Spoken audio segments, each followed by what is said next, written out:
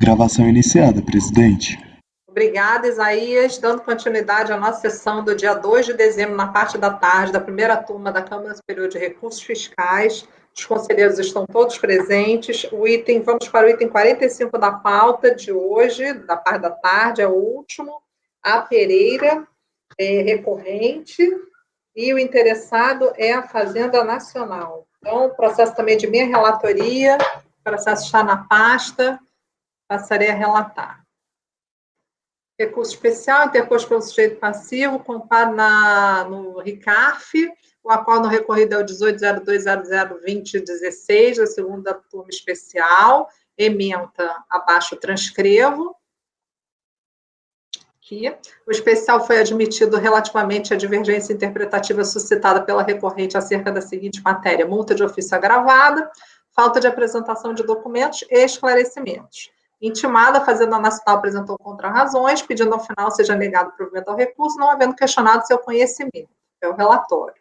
Então, não havendo a Fazenda Nacional, em sede de contrarrazões, pedido para que o recurso não seja conhecido e também por não haver vislumbrado razões em contrário, eu conheço do recurso especial. Passo a análise do mérito.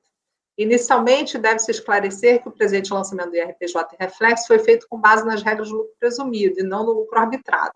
Daí porque não incide, no caso, o disposto na súmula CARF 96, que assim estabelece.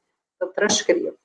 Sobre a questão do agravamento da multa de ofício, consta o seguinte no relatório de fiscalização, e tem 2, ação fiscal. Aí eu sublinhei no calendário de 2004, sem respostas do contribuinte ao termo de início, enviamos as reintimações fiscais 1, 2, 3, 4, 5, 6, 7, 8. Consciências nos dias. Aí coloco os dias. Quer dizer, na verdade não sou eu, é o fisco. Respectivamente, folhas 55 a 74.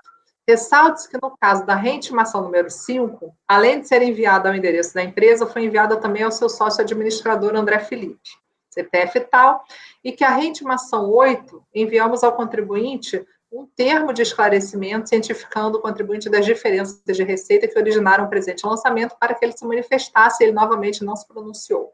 Sublinhando aqui mais uma vez, e negritando. Concedemos o prazo na condição de que dentro desse período nos fosse entregue toda a documentação solicitada, o que não ocorreu. Prosseguindo, também no termo de verificação, após tal análise, encaminhamos as referências ao contribuinte para ciência e esclarecimentos, e como já foi esclarecido, até a presente data, nada nos foi apresentado. Ou seja, mesmo tendo ciência da fiscalização, da necessidade de entrega da documentação e esclarecimentos desta equipe, mais especificamente a auditora fiscal, tal, como consta nos termos de intimação e reintimações entregues ao contribuinte, apenas nos foram apresentadas 2 solicitações de prorrogação de prazo, nada mais, o que comprova que o contribuinte estava ciente dos termos, mas não apresentou o que foi solicitado. As multas de ofício, capituladas, aí 44, pois bem, no caso, a autoridade fiscal impôs o agravamento da multa de ofício sob a justificativa de que o sujeito passivo deixara de atender às solicitações para apresentação de documentos e esclarecimentos que lhe foram dirigidos. É de se ter em conta também os pedidos de prorrogação de prazo, feitos pelo sujeito passivo para atendimento das intimações. Aliás, foram 2, né? Resta, portanto, cabalmente demonstrada a recusa do sujeito passivo, porque ele só fez em 2 situações, até vou acrescentar isso, para apresentar os documentos e esclarecimentos que lhes foram solicitados. A imputação do agravamento da multa de ofício encontra-se consignada no 44, parágrafo 2º, e também a solução de consulta COSIT 7 de 2019, que eu costumo fundamentar meus votos, traz no seu bojo situações de forma a orientar como se dá essa questão do agravamento da multa, né? Então, eu sublinhei o 7.4, que é a conclusão, né, que a Receita entende não ser objetivo da solução de consulta de forma alguma, afastar o caráter objetivo da multa agravada ou anuir com a tese de que para sua configuração tem que se demonstrar o prejuízo ao fisco. O que isso quer dizer é que a presunção de descumprimento do dever de colaboração ao não responder à intimação a que se refere o parágrafo 2º do 44 em procedimento fiscal. O eventual temperamento poderia ocorrer em um caso concreto em que o sujeito passivo demonstrasse que ele colaborou com a administração. Esse é o norte teórico. Então, aí conclusão da solução. O aspecto material da multa tributária vincula-se à conduta esperada do sujeito passivo. Eu negritei. A intimação para prestar esclarecimentos antes de sejar a multa que se refere ao inciso 1 do parágrafo 2º não é aquela com o objetivo de apresentar um documento, mas sim de prestar esclarecimentos. Prestá-los não significa comprovar alguma informação, mas sim justificar de forma convincente determinada situação. Deve haver vinculação dos esclarecimentos com a infração objeto do lançamento. O F, se o sujeito passivo deixou de responder algumas intimações, mas outras respondeu, e as respondeu de forma intempestiva, há que se verificar se as informações requisitadas pela autoridade fiscal nas intimações foram esclarecidas naquele procedimento. Caso não tenham sido, cabe a aplicação da multa gravada. Então, e aqui eu transcrevo os aspectos da solução, vou até o item, a letra M, exatamente a situação esposada nos termos do entendimento da Receita Federal do Brasil e com o qual me coaduno, tanto para descaracterizar o agravamento, quanto para entender que devo incidir a aplicação da penalidade, deveria ter prevalecido no bojo desses autos. Então, eu me pauto nessa solução de consulta para me orientar acerca da aplicação ou não do agravamento. Justamente ao deixar de trazer o que era necessário para a investigação fiscal, após ter sido intimado por mais de uma vez, como acima exposto, foi autuado, exatamente por não trazer ao fisco o que deveria. Assim, se o silêncio do contribuinte nesse aspecto da autuação impede que a autoridade chegue ao resultado que chegaria, entendo ser aplicável o agravamento. Portanto, eu voto por conhecer do recurso e, no mérito, eu nego o provimento.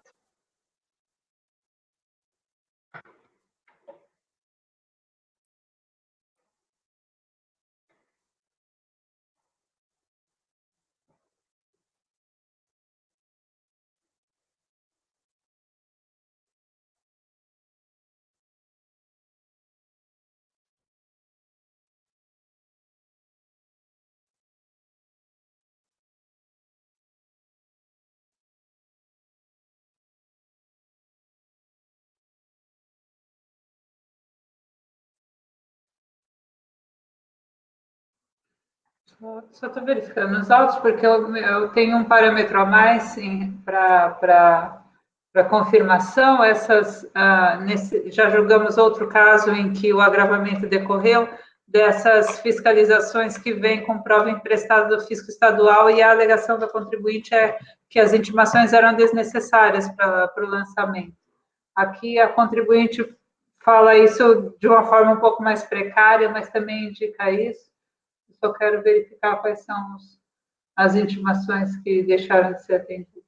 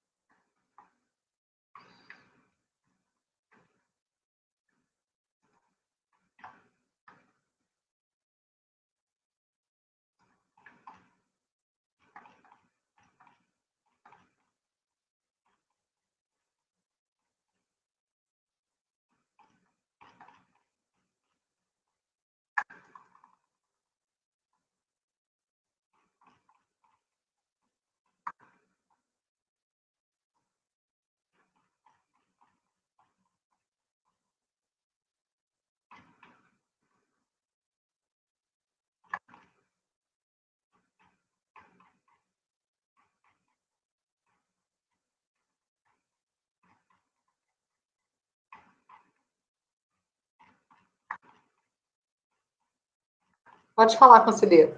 Não, se acrescenta algo no TVF, a fundamentação é simples, tá?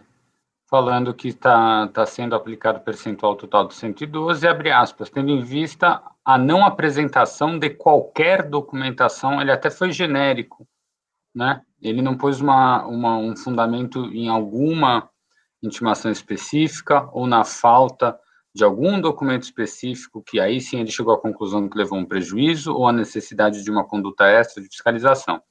Ele põe, vou voltar aqui, considerando tributos e contribuições a serem lançados de ofício, aplica-se a multa de 75 sobre aqueles valores, com o acréscimo de metade deste percentual, passando a ser 112,5, tendo em vista a não apresentação de qualquer documentação solicitada nas intimações e reintimações que enviamos ao contribuinte, nem dentro, nem fora do prazo. Ele já tinha colocado antes, doutor Caio, todo o histórico de como ele iniciou o procedimento fiscal e como ele concluiu. Sim, então, na conclusão, ele não precisa repetir tudo que ele já falou. Realmente tem sim, a doutora está correta, tem o relato da ação fiscal. Exatamente. E no relato da ação fiscal, ele narra aqui, realmente.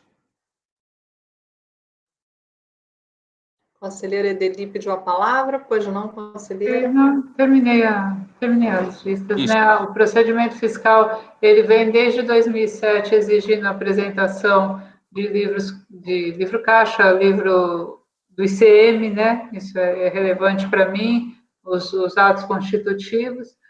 Só em meados de 2008 é que a contribuinte começa a pedir prorrogação de prazo por ter contratado um escritório contábil para fazer a escrituração que estava sendo solicitada, e ao final a fiscalização alcança os elementos do fisco estadual e submete também pedindo ao contribuinte para esclarecer as divergências, e são lavradas 2 ou 3 reintimações também sem respostas. Então, com a relatora pela negativa de provimento ao recurso.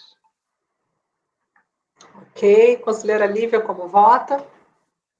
Eu tenho parâmetros um pouco mais restritos para multa agravada, porque se fosse o caso de multa agravada, sempre que o contribuinte não atende intimação, o fiscal, se fosse automático, o fiscal que não aplica a multa agravada, então estaria prevaricando, no caso de pedir reintimar e continuar reintimando, a atividade do fiscal é vinculada, então você tem que ter algum critério para multa agravada que seja um pouco mais do que não atender intimação. E o meu critério é não atender intimação e isso prejudicar o trabalho da fiscalização. Não efetivamente prejudicar, mas o fiscal colocar no auto assim, olha, ele não atendeu a intimação e por isso eu não consegui tal coisa, e por isso eu não pude fazer, enfim, a autoridade fiscal tem esse ônus de provar algum nível de prejuízo causado pela atitude do sujeito passivo. Então, eu entendo que a multa agravada não pode ser só... não, porque senão, quantas reintimações eu posso ter? 8, 9, 10? O fiscal que faz 8 está prevaricando por não aplicar já a multa no começo? Então, enfim, por isso, meu critério é algum nível de prejuízo.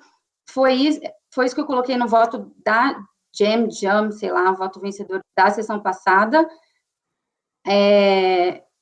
Enfim, que o fiscal ali também não tinha provado o prejuízo à fiscalização, não provado o prejuízo, mas não tinha alegado nenhum prejuízo. Ali foi um caso bem específico, porque só foi uma intimação e já foi a atuação com a multa agravada. Então, eu entendi que os parâmetros foram diferentes e por isso o voto vencedor até fala isso. Eu estou no extremo, a turma não foi nesse sentido, esse caso é específico porque foi uma intimação não atendida. Mas eu, para mim, considero que o caso dos autos é parecido porque a intimação simplesmente não atendida do mesmo jeito. O fato de ser 1 ou 8, para mim, é a mesma coisa. O fiscal, igualmente, tanto aqui quanto lá, não fez o link entre o não atendimento à intimação e o dolo do sujeito passivo, / prejuízo ao trabalho dele, / algum tipo de coisa que me faça sair da multa de 75, que é a regra para um agravamento, que para mim tem que ser um pouco mais, tem que dar um pouco mais de trabalho para a fiscalização aplicar. Então, por isso, eu abro divergência nos mesmos termos do voto da JAM, sei lá. Por favor, conselheira Edeli, pode falar. É interessante a lembrança, porque o Jean tinha só uma intimação, né? Esse caso aqui, eu voto por razões diferentes, né? A fiscalização, ela é enfática, né? Ficamos desde o início da fiscalização no aguardo da documentação necessária para verificação a ser fornecida pelo contribuinte.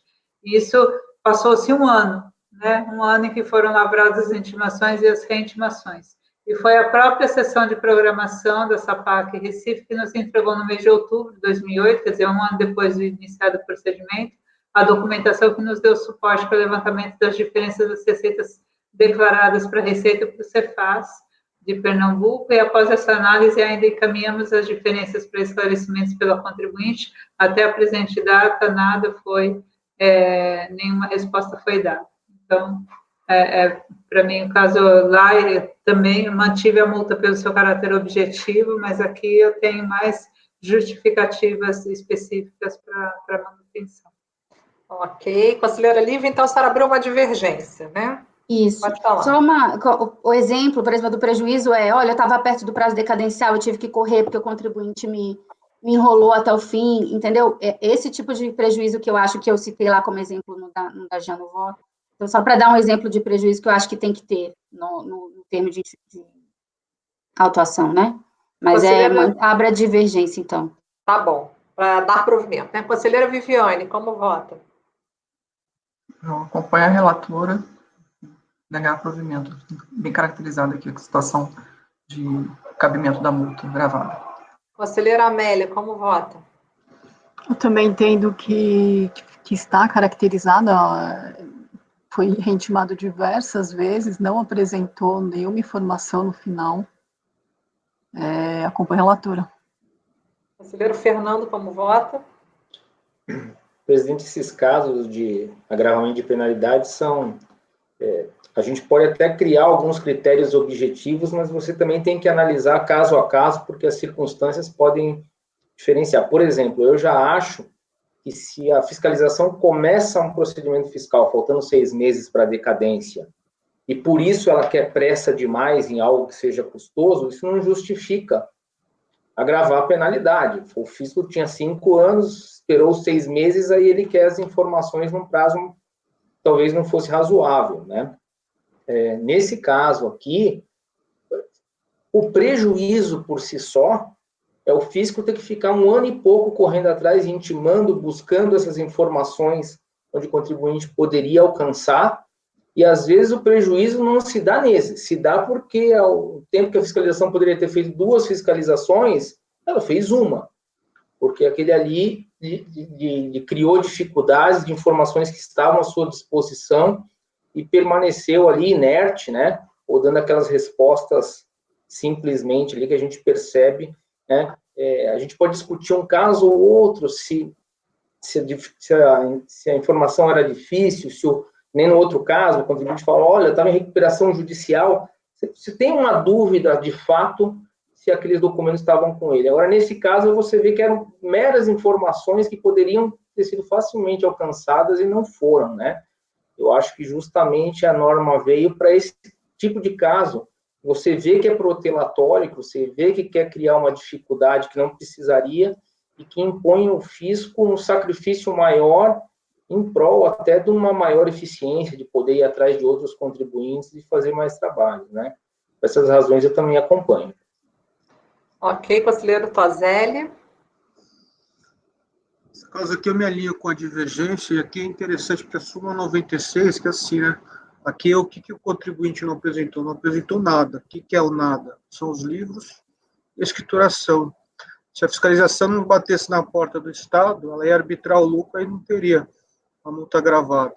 Como ela fez o intercâmbio, isso é inerente, eu não vejo trabalho adicional nenhum, muito pelo contrário, é um ofício e o documento vem, aí passa a ter uma omissão de receita, que é algo, a meu ver, até menos gravoso do que se socorrer um arbitramento, e aí a multa passa a ser agravada.